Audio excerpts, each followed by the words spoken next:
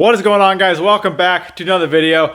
Today we're taking a step back from the trucks. A lot of you guys want to see the bikes. We actually got some work to do to it. The intake valves, I believe, are bad. These Hondas have a major problem with chewing through these stock intake valves, so I'm pretty sure these things are out. It's got really bad cold start issues. It takes forever to start. Once it's warmed up, it starts fine, but right out of the gate when it's cold, it takes forever to start. So we're gonna tear this thing down.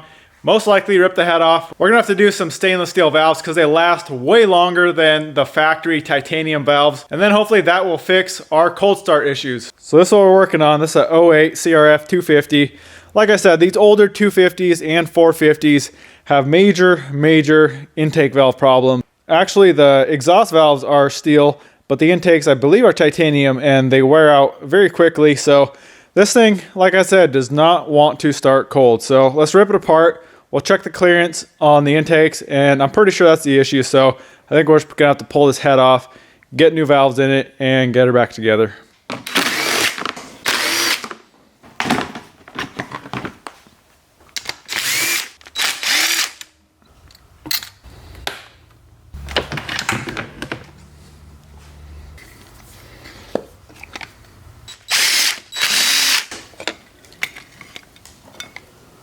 All right, we got this thing down to the valve cover, or underneath the valve cover. So what you want to do is get it timed. There's two marks on the cam gear. There's two marks here and here that should sit flat with the top of the head surface. And then over on the other side, you can take off this. I already had this loose. And there's a mark on the crank.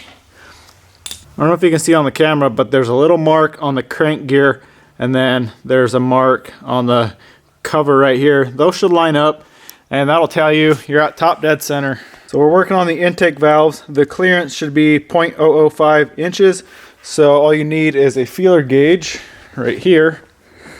So we'll stick that in between the lobe, and underneath the lobe there's the cam bucket where the shim sits underneath that bucket. We want to check the clearance between the cam and the top of that bucket. So right into here. So let me get 0.005 out. All right, there's the feeler gauge. That's a 0.005 inch. So we're gonna stick it right down here. Yeah, I cannot get that in there. We'll check the other one. Yeah, I can't get that in either. So we're gonna have to pull this cam out. We'll see what shims are in there. If they're a really thin shim, we know this thing has been shimmed quite a bit. And once these valves start moving, they continue to move and just suck right up into the head. So what we got to do to get that cam out, first thing is pull the timing chain tensioner. You can just pull these two bolts off, completely pull that out. And then you want to pull these 4 bolts off the caps. And then you'll be able to get the shaft out for this exhaust rocker. And then you can pull the chain off the cam and pull the camshaft out.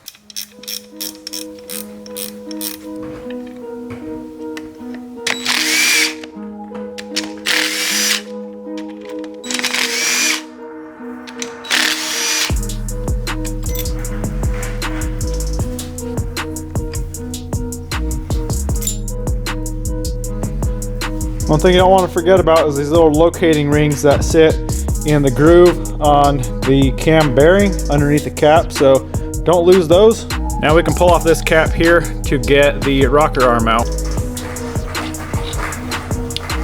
All you got to do is take a long bolt, thread it in, and pull the shaft out, and then the rocker arm comes right out. Now we got to get the cam out. So what you want to do is tie up this cam chain up to this cable or something so it doesn't fall down into the bottom end, because it can really get wrapped up and kind of make a mess. So we'll get this off the sprocket. We'll get a zip tie. I'm just going to zip tie it right to the cable here, and then we can pull the cam out. So these are the cam buckets I was telling you about, or the lifters. So you can pull these out, and then there's a shim underneath that bucket. Sometimes they stay in the bucket, sometimes they stay on top of the valve. It's like they both stay in the bucket. All right, here's the two shims we got. So these already look extremely thin. The smallest shim they make is a 1.2 mil. This is a 1.35. And this one both 1.35. So that is about as small as you can get. Like I said, 120 or 120 is the smallest shim they actually make. So these valves have been shimmed quite a bit. I know they're going to be junk, so let's pull this head off. So what we got to do to get this head off, we got to drain the coolant, pull the header off, we got to pull the carburetor off, and I'm going to pull the whole subframe and airbox off just to make it easy. So really pretty simple. There's 4 main bolts holding the head on. There's 2 inside the head, 2 outside, and then just these 2 little bolts here, and that whole head comes off.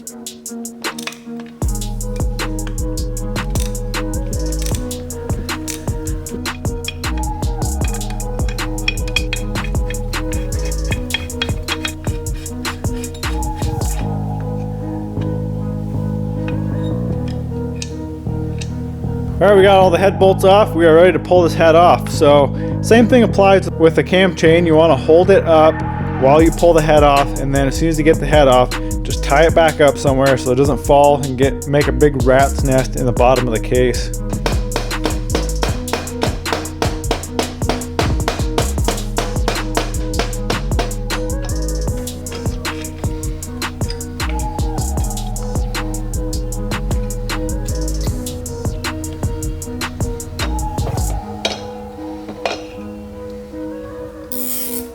All right, we got the head off, looking good. So you can see the bigger valves here are the intake valves.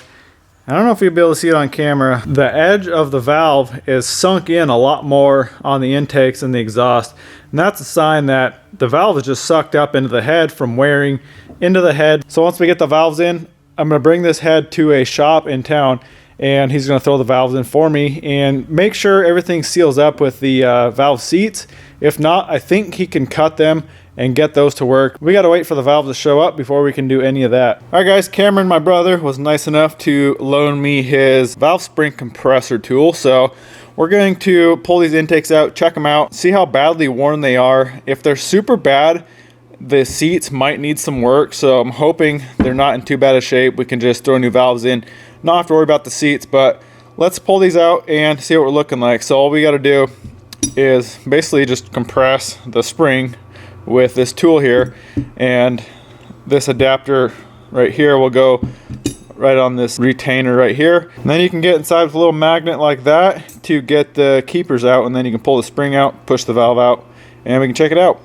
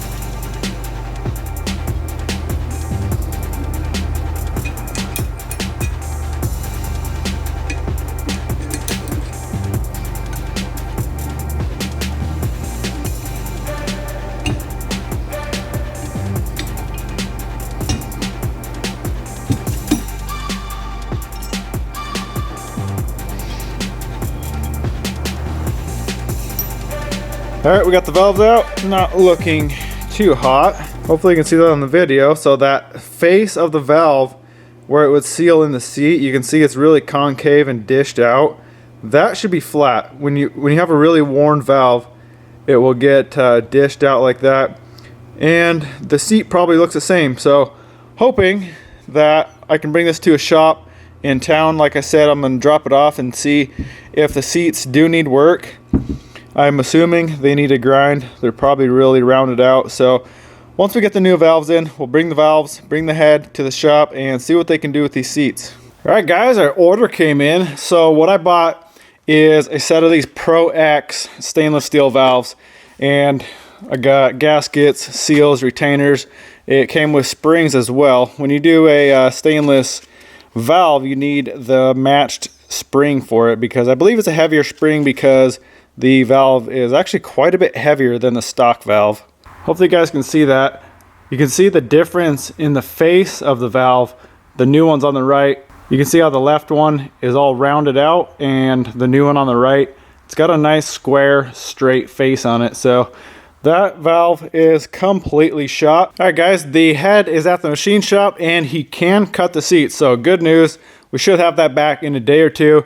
In the meantime, I want to pull the cylinder off and make sure the rings and everything are correct in the correct orientation on the piston. The guy that I bought this from rebuilt it. I just want to make sure that is good, and then replace the base gasket as well with an OEM. I'm not sure what was put in it, so I'm going to use an OEM head gasket and base gasket. So really the only thing we need to do is pull this one bolt right here, and the whole cylinder comes off. So we'll pull that off, make sure the rings are good, get the new base gasket on, and get the cylinder back on.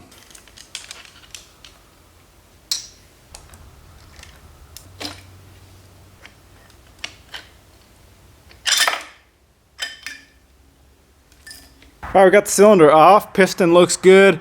The rings were pretty good. They were there was a couple gaps that were kind of close, but what you want to do is just stagger the gaps. So have one gap here, and then have one over here, and then have one over here, just so they don't line up. But I found something interesting. There was two base gaskets in here, so I don't know why. There was the silver one here is an OEM Honda, and that black one, I really don't know what that's from. Or that's obviously aftermarket, but I don't know why it had two. But we got the new OEM gasket here, got this cleaned up, got the head back from the machine shop. Turned out really good. He went through and cleaned it all and cut the seats on the intakes, cleaned up the exhaust valves. You can see those look brand new, and everything holds vacuum, so we should be good to go. I'm gonna get the cylinder on, and then I'm going to just do a bench shim job on here. Before I throw the head in, we're going to get the cam in and just kind of get a rough estimate on what we need for shims for the new intake valves. And then we can get the head on, and hopefully I have shims. I don't have a whole lot, but I do have some. Hopefully I can get that in spec with what I have. So get the cylinder on. What I'm going to do is just coat the inside of the bore with some oil, and then that's really all you need to do. And then obviously get the base gasket in there, and pretty self-explanatory. Just do the opposite of taking it apart.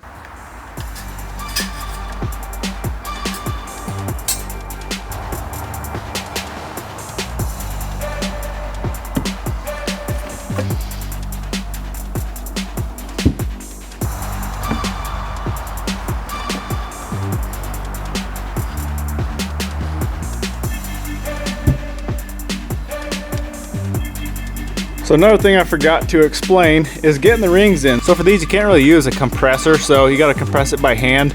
So what you gotta do is take, and these little cutouts here, that's where you'll kind of hold the piston and hold the rings compressed to get it to slide into the cylinder.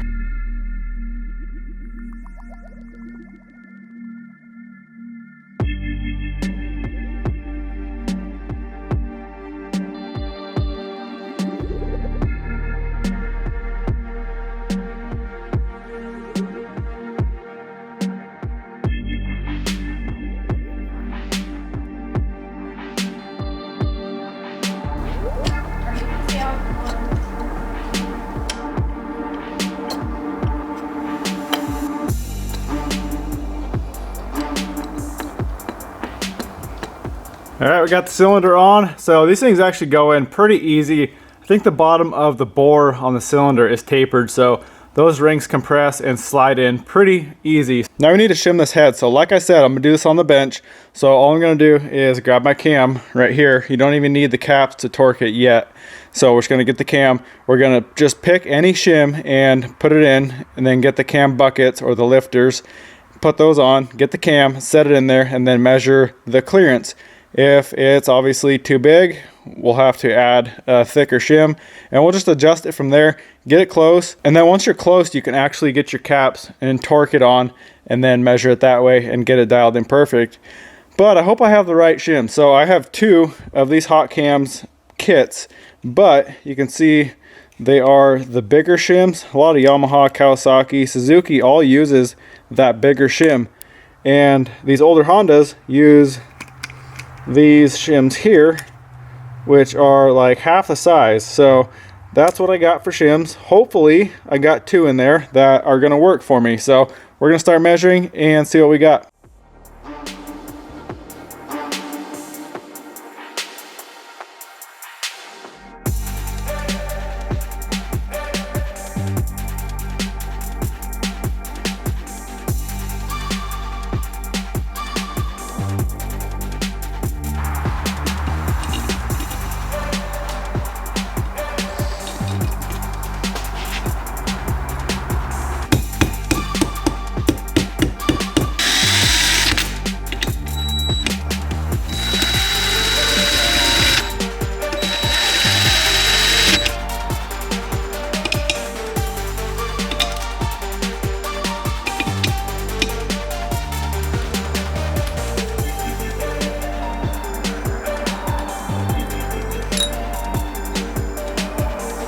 All right, I'll kind of explain what I got going on here. So I got a set of shims in there that were, I thought were pretty close. I torqued these down, and these are the gaps I got. And no, I didn't have 2 of the same exact shims in there. So I got, on the right side, I have a 0.009 gap and 0.013 on this side. So basically what we got to do is, the valve clearance is 0.005.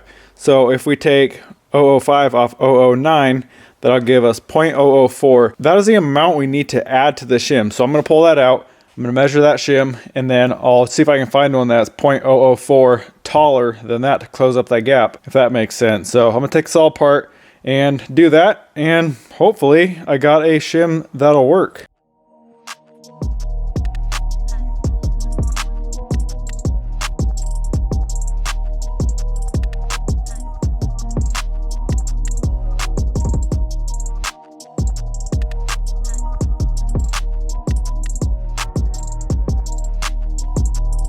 Alright guys, I got this dialed in. So the clearance is supposed to be 0.005 inches plus or minus 0.001. So we can be, you know, 0.004 or 0.006.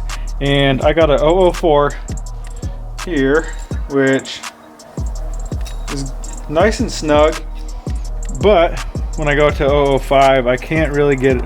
I can kind of twist it in, but it's a little tight.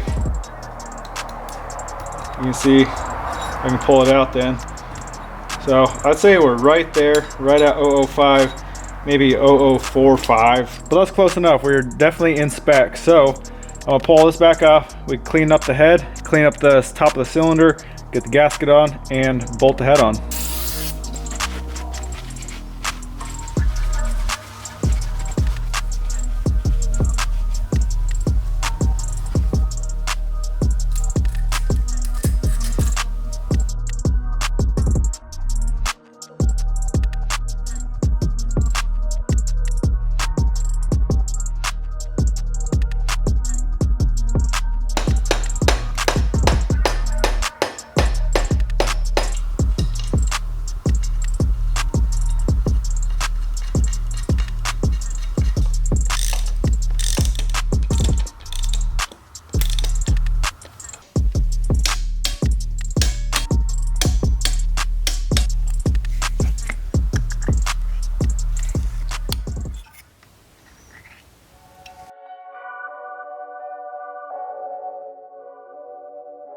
All right, we got the head in, cam in. Now we got to make sure it's in time. So remember these 2 marks, there's one on that crank gear and the mark on the cover right there.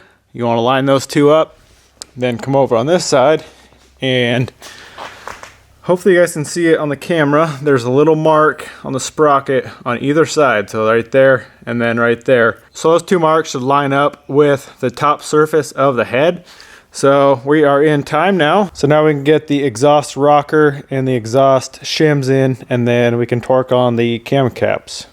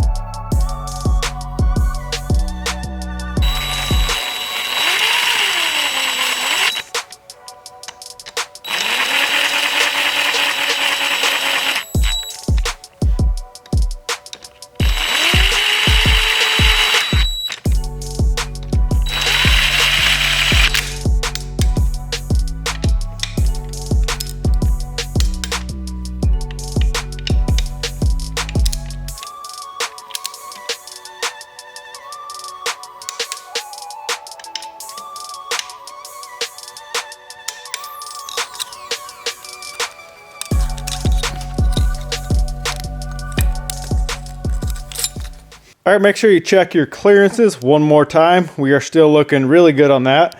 So now let's get the timing chain tensioner in. So they actually make a tool to retract the arm on this thing because it's spring loaded. But if you don't have a tool, you could take this 8mm bolt out of the center of it and then take a flat blade screwdriver, just a little one that fits down inside of there, and you turn that screwdriver counterclockwise like you're loosening the bolt, and that will retract the arm in this tensioner. But then you have to hold that screwdriver in and get the tensioner in, get the tensioner bolted in tight, and then you can let that screwdriver loose, and that will automatically tension the cam chain. So it's a little bit harder without the tool, but you can still do it with just a flat blade screwdriver.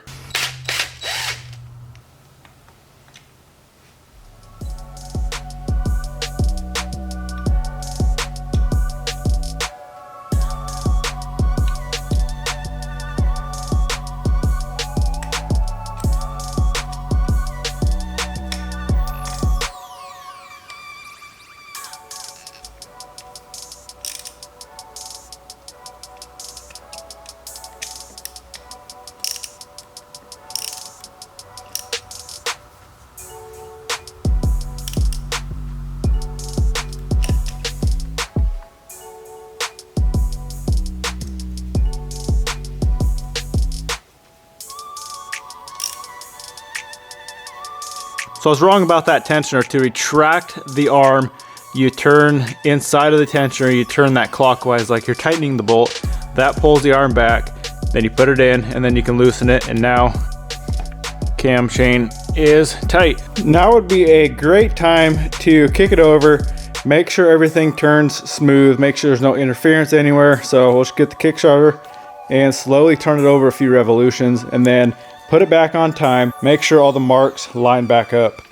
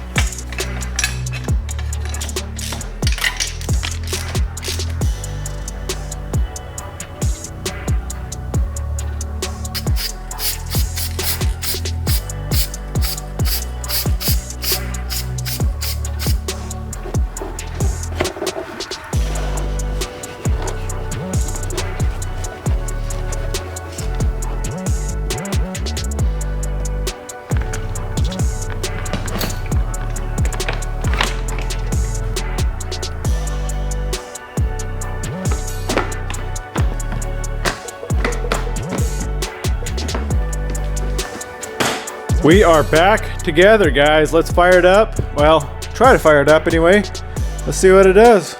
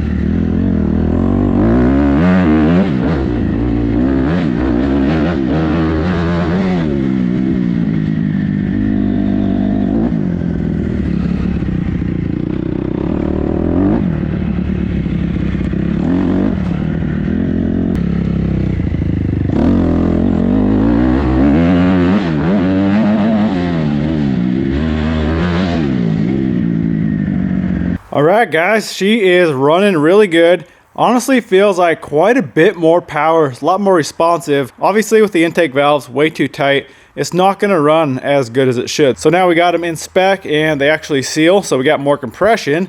This thing is running really good. I know it's a different video than what you guys are used to. Really hope you enjoyed it. A little bit of dirt bike action. Next time I go riding, I'll bring the GoPro and do a little bit of filming for you guys. Doing some riding, maybe some track riding, then we'll go up the mountains and do some hill climbing and all that good stuff. So really hope you enjoyed it. Go smash that thumbs up button, comment, subscribe. We'll see you in the next one.